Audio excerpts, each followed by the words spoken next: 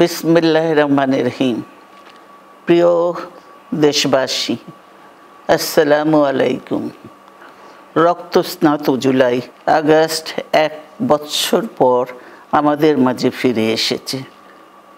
দীর্ঘ 16 বছর ফ্যাসিস্টদের নির্মম অত্যাচার, নির্যাতন, গ্রেফতার, হত্যা, খুনের মাধ্যমে গণতন্ত্রকে ধ্বংস করে এবং একদলীয় শাসন ব্যবস্থা চিরস্থায়ী করতে চেয়েছিল আওয়ামী শাসক গোষ্ঠী।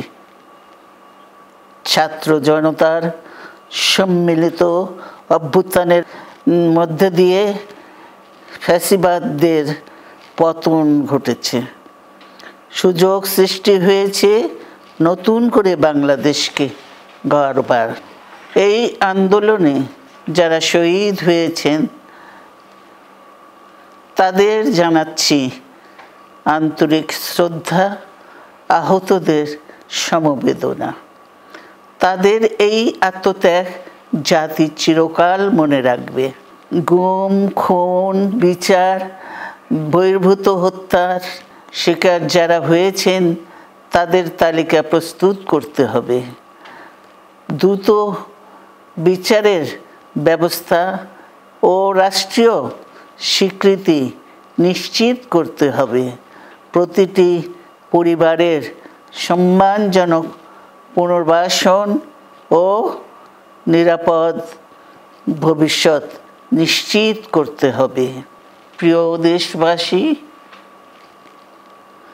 আমাদের সামনে যে সুযোগ সৃষ্টি হয়েছে নতুন করে গণতান্ত্রিক ব্যবস্থাকে প্রাতিষ্ঠানিক রূপ দেওয়ার, তা আমাদের দ্রুত সম্পন্ন করতে হবে।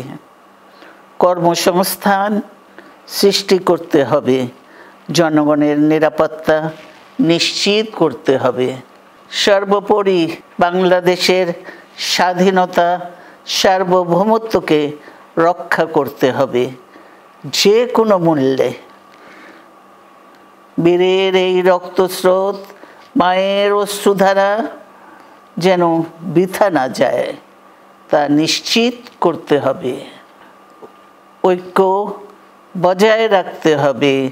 আসুন আমরা সবাই মিলে শহীদ জিয়ার স্বপ্নকে বাস্তবায়িত করি কোটি মানুষের নতুন বাংলাদেশের নির্মাণের স্বপ্নকে। আল্লাহ হাফেজ। বাংলাদেশ জিন্দাবাদ।